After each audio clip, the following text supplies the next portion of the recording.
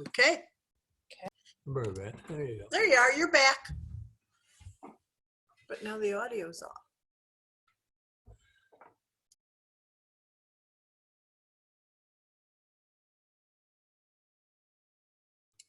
Hey, Mitt. Mute. Okay. We've lost your sound now. We see you. How's that? There we go. That's better. Okay. So Okay. I will start with chapter 3. She is given to two.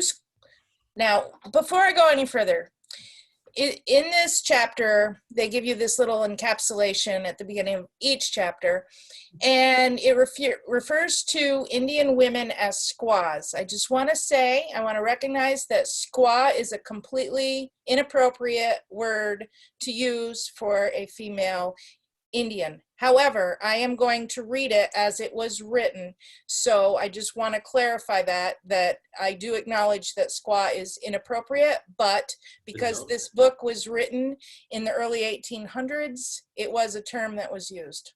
So yep. I'll go on. No problem. She is given to two squaws. Her journey down the Ohio passes a Shawnee town where white men had just been burnt. Arrives at the Seneca town, her reception, she is adopted. Ceremony of adoption, Indian custom. Address, she receives a new name, her employment, retains her own, and learns the Seneca language. Situation of the town, Indians go on a hunting tour to Sciota and take her with them. She returns, she is taken to Fort Pitt and then hurried back by her Indian sisters. Her hopes of liberty are destroyed. Second tour to Sciota. Return to Wishtu. Arrival of prisoners. Priscilla Ramsey. Her chain. Mary marries a Delaware. Her affection for him. Birth and death of their first child. Her sickness and recovery. And birth of Thomas Jemison. The night was spent in gloomy forebodings. What the result of our captivity would be, it was out of our power to determine or even to imagine. At times, we could almost realize the approach of our masters to butcher and scalp us. Again, we could nearly see the pile of wood kindled on which we were to be roasted, and then we would imagine ourselves at liberty, alone and defenseless in the forest, surrounded by wild beasts that were ready to devour us. The anxiety of our minds drove sleep from our eyelids, and it was with a dreadful hope and painful impatience that we waited for the morning to determine our fate. The morning at length did arrive, and our masters came early and led us out of the house, and gave the young man and boy to the French, who immediately took them away. Their fate I never learned, as I have not seen or heard of them ever again since. I was now left alone in the fort, deprived of my former companions and of everything that was near or dear to me but life. But it was not long before I was in some measure relieved by the appearance of two pleasant-looking squaws of the Seneca tribe, who came and examined me attentively for a short time and then went out. After a few minutes' absence, they returned with my former masters, who gave me to them to dispose of as they pleased. The Indians by whom I was taken were a party of Shawnees, if I remember right, that lived when at home a long distance down the Ohio. My former Indian masters and the two squaws were soon ready to leave the fort, and accordingly embarked, the Indians in a large canoe, and the two squaws and myself in a small one, and we went down the Ohio. When we set off, an Indian in the forward canoe took the scalps of my former friends, strung them on a pole that he had placed upon his shoulder, and in that manner he carried them, standing in the stern of the canoe directly before us as we sailed down the river to the town where the two squaws resided. On our way, we passed a Shawnee town where I saw a number of heads, arms, legs, and other fragments of the bodies of some white people who had just been burnt. The parts that remained were hanging on a pole which was supported at each end by a crotch stuck in the ground, and were roasted or burnt black as a coal. The fire was yet burning, and the whole appearances afforded a spectacle so shocking that even to this day my blood almost curdles in my veins when I think about it. At night, we arrived at a small Seneca Indian town at the mouth of a small river that was called by the Indians in the Seneca language Shenanji. I'm just trying to skip past a very long footnote. This is where the two squaws to whom I belong resided. There we landed, and the Indians went on, which was the last I ever saw of them. Having made fast to the shore, the squaws left me in the canoe while they went to their wigwam or house in the town, and returned with a suit of Indian clothing, all new and very clean and nice. My clothes, though whole and good when I was taken, were now torn in pieces, so that I was almost naked. They first undressed me and threw my rags into the river, then washed me clean and dressed me in the new suit they had just brought, in complete Indian style, and then led me home and seated me in the center of their wigwam. I had been in that situation but a few minutes before all the squaws in the town came in to see me. I was soon surrounded by them, and they immediately set up a most dismal howling, crying bitterly and wringing their hands in all the agonies of grief for a deceased relative. Their tears flowed freely, and they exhibited all the signs of a real mourning. At the commencement of this scene, one of their number began, in a voice somewhat between speaking and singing, to recite some words to the following purport, and continued the recitation till the ceremony was ended, the company at the same time varying the appearance of their countenances, gestures, and their tone of voice, so as to correspond with the sentiments expressed by their leader. "Oh, our brother, alas, he is dead, he is gone, he will never return. Friendless he died on the field of the slain, where his bones are yet lying unburied. Oh, who will not mourn his sad fate? No tears dropped around him. Oh no, no tears of his sisters were there. He fell in his prime, when his arm was most needed to keep us from danger. Alas, alas, he is gone, and left us in sorrow, his loss to bewail. Oh, where is his spirit? His spirit went naked and hungry, it wanders, and thirsty and wounded, and it groans to return. Oh, helpless and wretched, our brother is gone, no blanket nor food to nourish and warm him, nor candles to light him, nor weapons of war. Oh, none of those comforts had he. But well we remember his deeds, the deer he could take on the chase, the panther shrunk back at the sight of his strength, his enemies fell at his feet. He was brave and he was courageous in war. As the fawn was harmless, his friendship was ardent, his temper was gentle, his pity was great. Oh, our friend, our companion is dead. Our brother, your brother, alas, he is gone. But why do we grieve for his loss? In the strength of a warrior, undaunted, he left us to fight by the side of the chiefs. His war whoop was shrill, his rifle well aimed, and laid his enemies low. His tomahawk drank of their blood, and his knife flayed their scalps while yet covered with gore. And why do we mourn? Though he fell on the field of the slain, which glory he fell, and his spirit went up to the land of his fathers in war. Then why do we mourn? With transports of joy, they received him and fed him and clothed him and welcomed him there. Oh, friends, he is happy, then dry up your tears. His spirit has seen our distress and sent us a helper whom with pleasure we greet. Dickawamis has come, then let us receive her with joy. She is handsome and pleasant. Oh, she is our sister, and gladly we welcome her here. In the place of our brother, she stands in our tribe. With care we will guard her from trouble, and may she be happy till her spirit shall leave us." In the course of that ceremony, from mourning they became serene. Joy sparkled in their countenances, and they seemed to rejoice over me as over a long-lost child. I was made welcome amongst them as a sister to the two squaws before mentioned, and was called Dickawamis, which being interpreted signifies a pretty girl, a handsome girl, or a pleasant, good thing. That is the name by which I have ever since been called by the Indians. I afterwards learned that the ceremony I at that time passed through was that of adoption. The two squaws had lost a brother in Washington's war sometime in the year before, and in consequence of his death went up to Fort Pitt on the day on which I arrived there in order to receive a prisoner or an enemy's scalp to supply their loss. It is a custom of the Indians when one of their number is slain or taken prisoner in battle to give to the nearest relative to the dead or absent a prisoner if they have chance to take one, and if not, to give him the scalp of an enemy. On the return of the Indians from conquest, which is always announced by peculiar shoutings, demonstrations of joy, and the exhibition of some trophy of victory, the mourners came forward and make their claims. If they receive a prisoner, it is at their option either to satiate their vengeance by taking his life in the most cruel manner they can conceive of, or to receive and adopt him into the family in the place of him whom they have lost. All the prisoners that are taken in battle and carried to the encampment or town by the Indians are given to the bereaved families till their number is made good.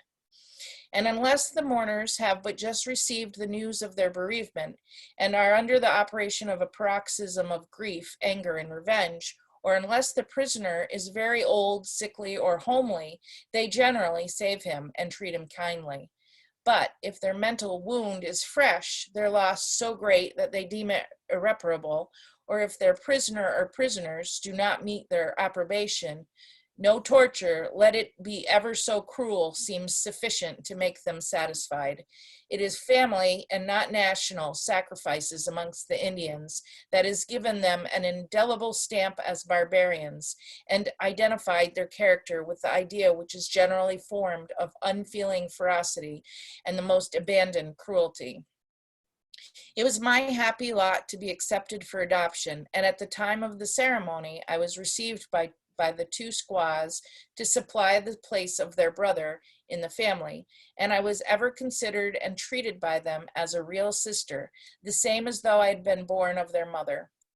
During my adoption, I sat motionless, nearly terrified to death at the appearance and actions of the company, expecting every moment to feel their vengeance and suffer death right on the spot. I was, however, happily disappointed when at the close of the ceremony, the company retired and my sisters went about employing every means for my consolation and comfort.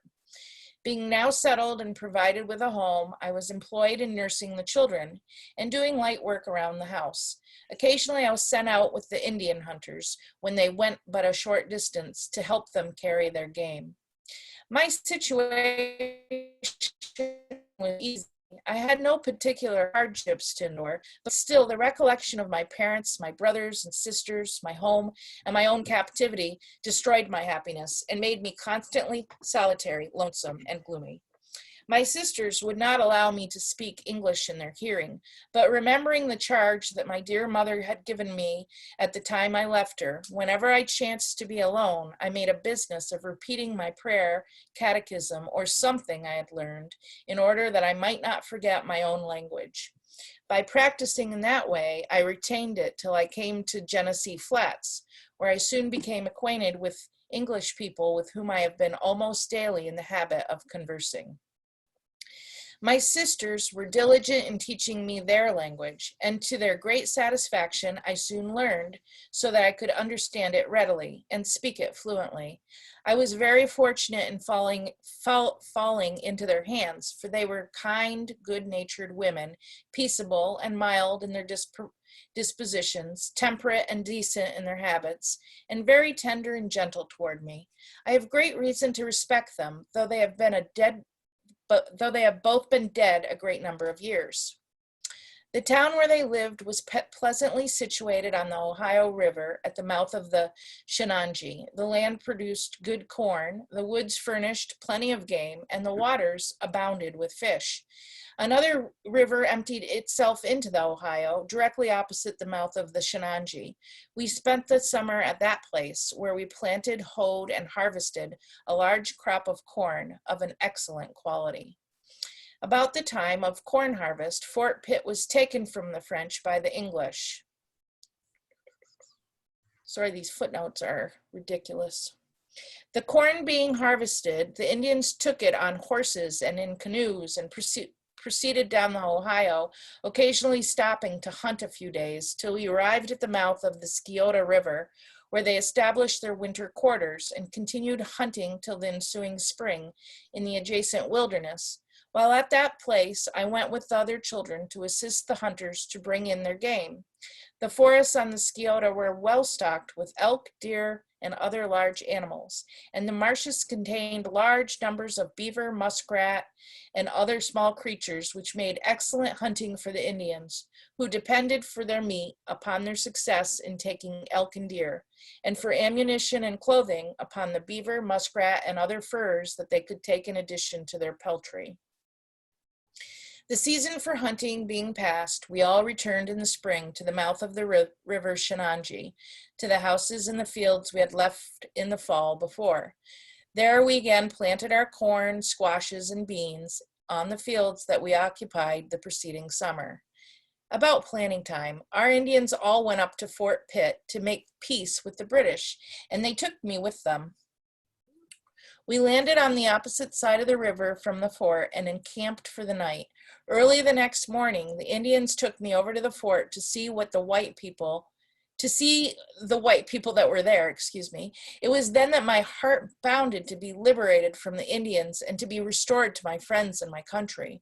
The white people were surprised to see me with the Indians, enduring the hardships of a savage life, at so early an age and with so delicate a constitution as I appeared to possess.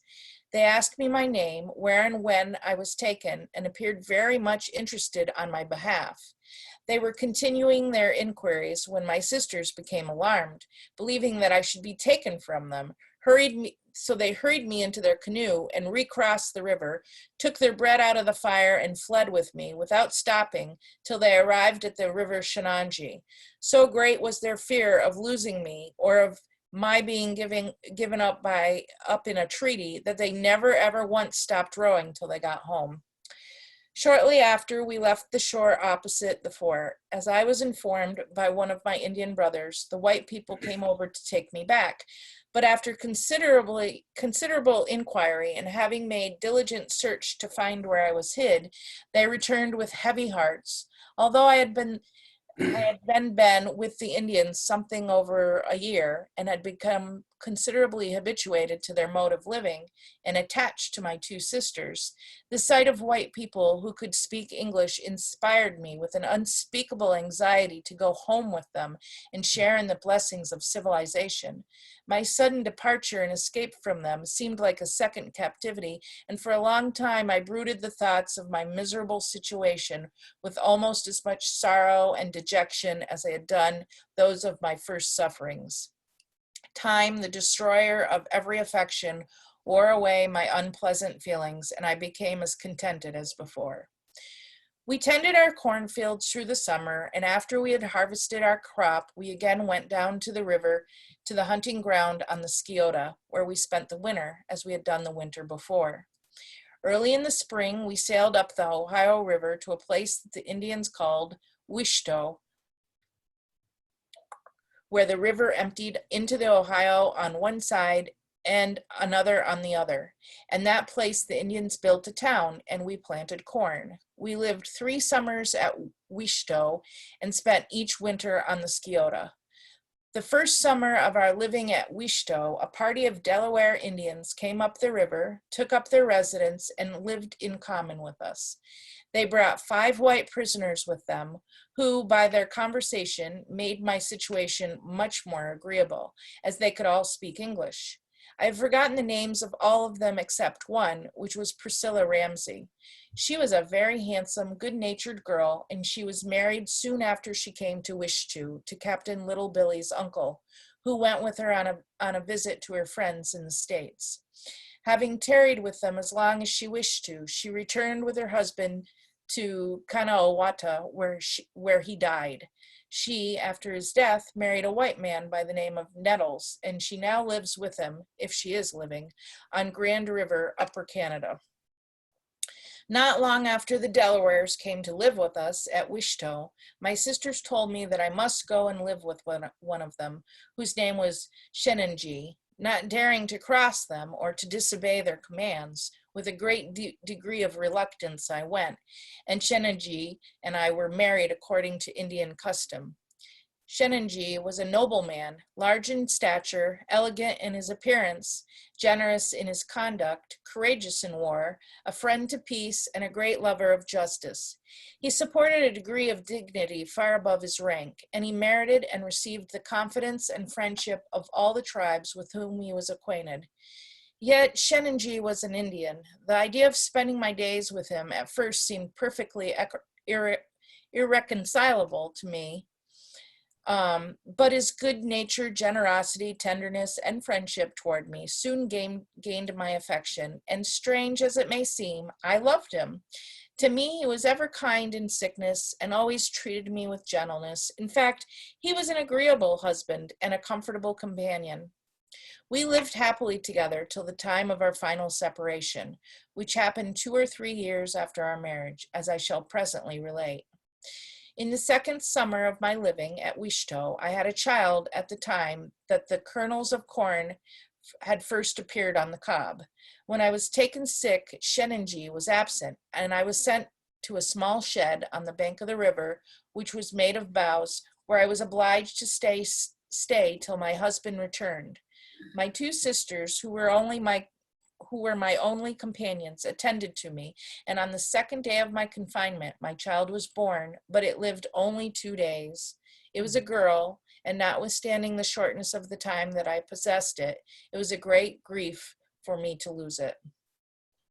After the birth of my child, I was very, very sick, but was not allowed to go into the house for 2 weeks, when, to my great joy, Shenanjee returned, and I was taken in and as comfortably provided for as our situation would admit.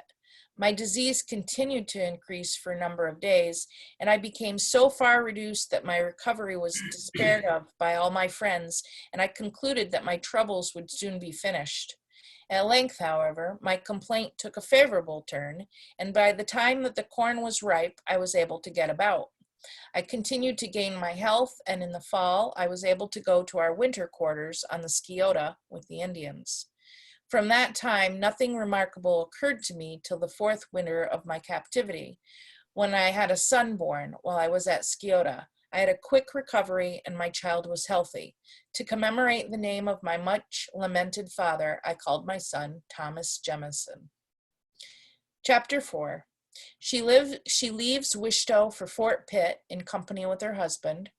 Her feelings on setting out, contrast between the labor of the white and Indian women, deficiency of arts amongst the Indians, their former happiness, banal effects of civilization and the introduction of ardent spirits amongst them, journey up the river, murder of 3 traders by the Shawnees, her husband stops at a trading house, wantonness of the Shawnees, moves up the Sandusky, meets her brother from Ganesha. Her husband goes to Wichita, and she sets out for Ganesha in company with her brothers. They arrive at Sandusky, occurrences at that place, and her journey to Ganesha and reception by her mother and friends. In the spring, when Thomas was 3 or 4 moons or months old, we returned from Sciota to Wichita, and soon after set out to go to Fort Pitt, to dispose of our fur and our skins that we had taken in the winter, and to procure some necessary articles for the use of our family. I'd been with the Indians 4 summers and 4 winters, and had become so far accustomed to their mode of living, habits, and dispositions, that my anxiety to get away, to be set at liberty, and leave them had almost subsided. With them was my home, my family was there, and there I had made many friends to whom I was warmly attached in consideration of the favors, affection, and friendship with which they had uniformly treated me from the time of my adoption. Our labor was not severe, and that of 1 year was exactly similar in almost every respect to that of the others, without the endless variety that is to be observed in the common labor of the white people. Notwithstanding, the Indian women have all the fuel and bread to procure, and the cooking to perform. Their task is probably not harder than that of white women, who have those articles provided for them, and their cares certainly are not half as numerous nor as great. In the summer season, we planted, tended, and harvested our corn, and generally had all our children with us, but had no master to oversee or drive us, so that we could work as leisurely as we pleased. We had no plows on the Ohio, but performed the whole process of planting and hoeing with a small tool that resembled in some respects a hoe with a very short handle. Our cooking consisted in pounding our corn into samp or hominy, boiling the hominy, making now and then a cake and baking it in the ashes, and in boiling or roasting our venison. As our cooking and eating utensils consisted of a hominy block and pestle, a small kettle, a knife or two, and a few vessels of bark or wood, it required but little time to keep them in order for our use. Spinning, weaving, sewing, stocking, knitting, and the like are arts which have never been practiced in the Indian tribes generally. After the Revolutionary War, I did learn to sew so that I could make my own clothing after a poor fashion, but the other domestic arts I have been wholly ignorant of the application of since my captivity. In the season of hunting, it was our business, in addition to our cooking, to bring home the game that was taken by the Indians. We dressed it and carefully preserved the eatable meat and prepared or dressed the skins. Our clothing was fastened together with strings of deerskin and tied on with the same. In that manner we lived without any of those jealousies, quarrels, and revengeful battles between families and individuals, which have been common in the Indian tribes since the introduction of ardent spirits amongst them. The use of ardent spirits amongst the Indians and the attempts which have been made to civilize and Christianize them by the white people has constantly made them worse and worse, increased their vices, and robbed them of many of their virtues, and will ultimately produce their extermination. I have seen, in a number of instances, the effects of education upon some of our Indians, who were taken when young from their families and placed at a school before they had an opportunity to contract many Indian habits, and there kept till they arrived to manhood. But I have never seen one of those but what was an Indian in every respect after he returned. Indians must and will be Indians, in spite of all the means that can be used for their cultivation in the sciences and arts. One thing only marred my happiness. While I lived with them on the Ohio, and that was the recollection that I had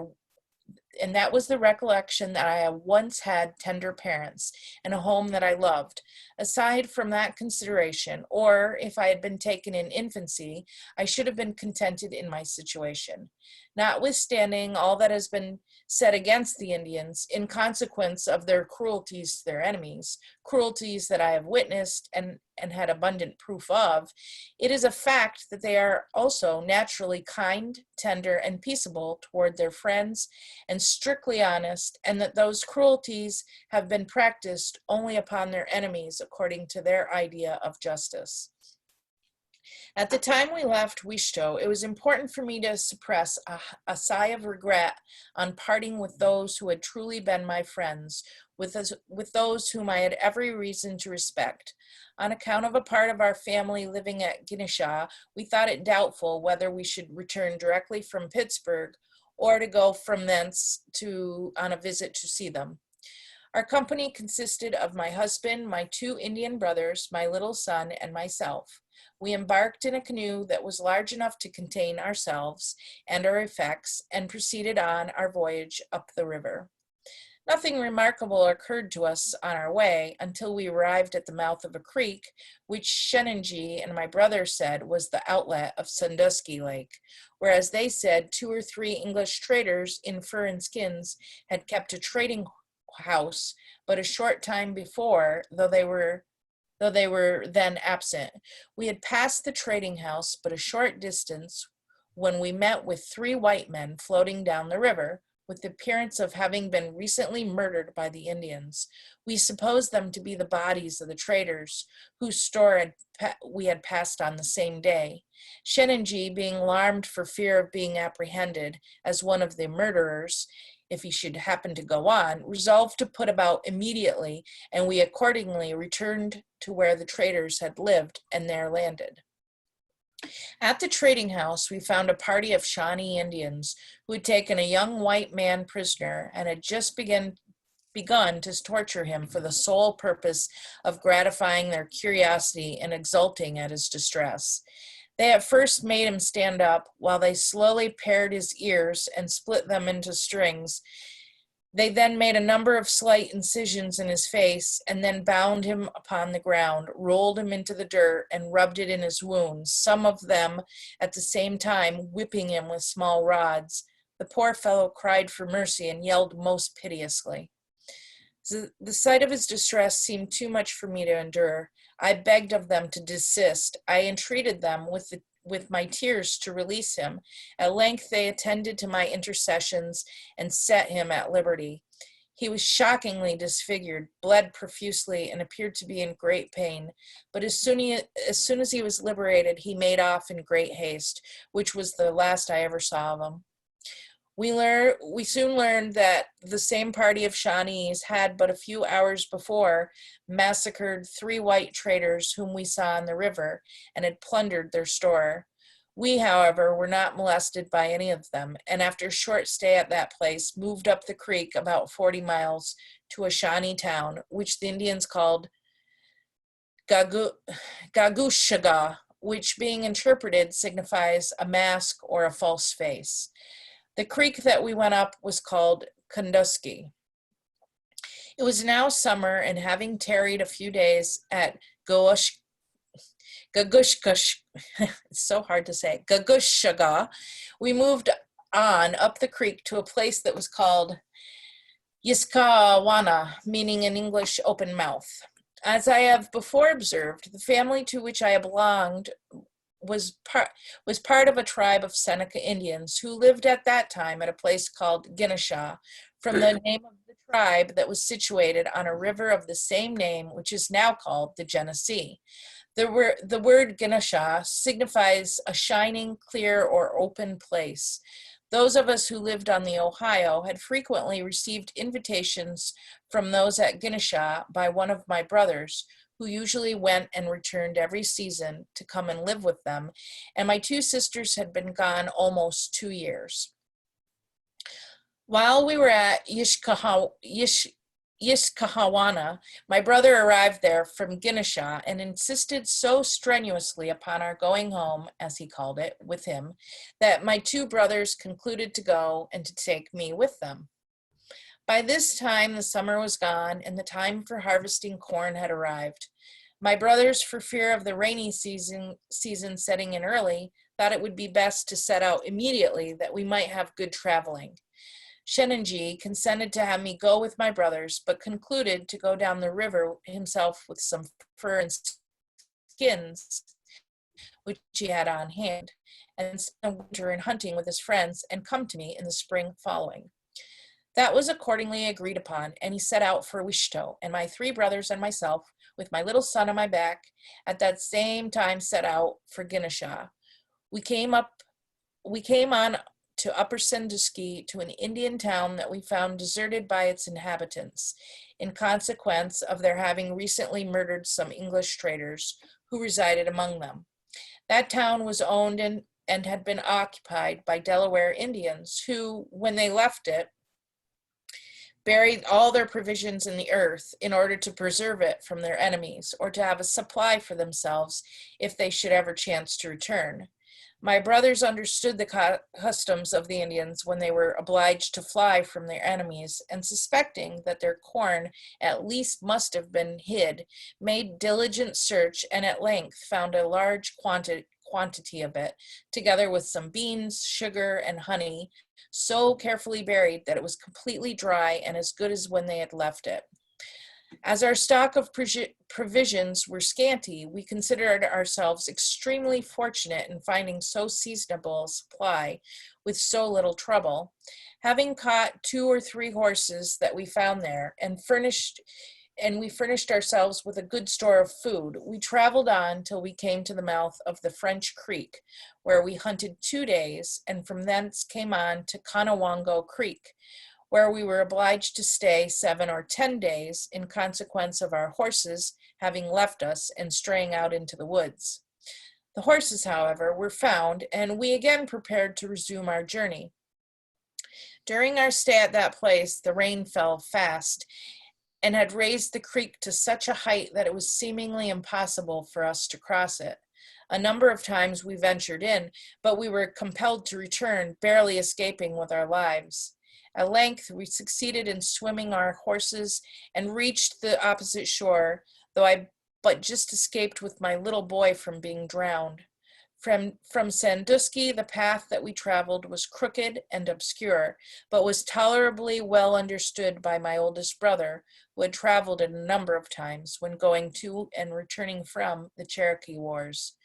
The fall by this time was considerably advanced, and the rains, attended with cold winds, continued daily to increase the difficulty of traveling. From Conewango, we came to a place called by the Indians Shiashungatu, and from that to Unawamagwa, which means an eddy, not strong, where the early frost had destroyed the corn so that the Indians were in danger of starving for the want of any bread. Having rested ourselves 2 days at that place, we came on to Canandaigua and stayed 1 day, and then continued our march till we arrived at Ginesha. Ginesha at the time was a large Seneca town, thickly inhabited, lying on the Genesee River opposite what is now called the Free Ferry, adjoining Fallbrook and about southwest of the present village of Geneseo, the county seat for the county of Livingston in the state of New York. Those who have traveled on foot the distance of 500 or 600 miles through an almost pathless wilderness can form an idea of the fatigue and the suffering that I endured on that journey. My clothing was thin and illy calculated to defend me from the continually drenching rain with which I was daily completely wet, and at night, with nothing but my wet blanket to cover me, I had to sleep on the naked ground and generally without a shelter, save such as nature had provided. In addition to all of that, I had to carry my child, then about 9 months old, every step of the journey on my back or in my arms, and provide for his comfort and prevent his suffering as far as my poverty of means would admit. Such was the fatigue that I sometimes felt that I thought it impossible for me to go through, and I would almost abandon the idea of even trying to proceed. My brothers were attentive, and at length, as I have stated, we reached our place of destination in good health and without having experienced a day's sickness from the time we left Yishkawana. We were kindly received by my Indian mother and the other members of the family, who appeared to make me welcome, and my 2 sisters, whom I had not seen in 2 years, received me with every expression of love and friendship, and that they really felt what they expressed. I have never had the least reason to doubt any of their affections. The warmth of their feelings, the kind reception which I was met with, and the continued favors that I received at their hands riveted my affection for them so strongly that I am constrained to believe that I loved them as I should have loved my own sister had she lived, and I had been brought, and had she lived and had I been brought up with her. So that is the conclusion of chapter 4, and the next time we will go with chapters 5 and 6. So I hope that you enjoyed today's reading, and did anybody have any questions or comments that they want to make, or? I think she was very lucky that she developed feelings for them and they for her. How horrible her life would have been if she were treated like a prisoner the whole time. Right, I agree. I'm still fascinated that people in that time could be so tough, like in that last passage I read, and they're experiencing all the elements and sleeping in wet clothing, and it's late fall, and we know what late fall around here is like. It hasn't changed that much, you know? Right. I can't imagine how do you not have pneumonia, you know? How hardy. Hardier stock than we are made of, that's Oh for my sure. goodness, way hardier. I know I couldn't survive No. anything she's described, really. No. Amazing. No, we're way too pampered. We And are. too used to all the wonderful comforts that we have despite what's going on right now. We I still know. have our home and the comforts in it. Right. We had none of that. None. Amazing. None. When Like, we- not even a makeshift tent. Just right out in the open. Yeah, Yeah. awful. Not even no tent, no lean-to or anything on those Nothing. nights. It's horrible. Yeah. Amazing. And carrying a baby, and the baby survived. Mm-hmm. Even the baby's hardy. Must be. Had to have been. Had to have been. Yeah, she probably kept it warm with her own body heat though, so at least that. Yeah, that's true. But That's still, that's not very Yeah. much. Well, they did luck out because they found that one tribe's provisions that had been buried. Yes. So, like, I'm assuming she would have still been breastfeeding. So probably her milk would have been decent for the baby too, because if they had decent provisions, you'd have to have provisions late in the fall. You wouldn't find a lot to, No, you wouldn't. well, you could hunt animals, but other than that. Mhm. Yeah.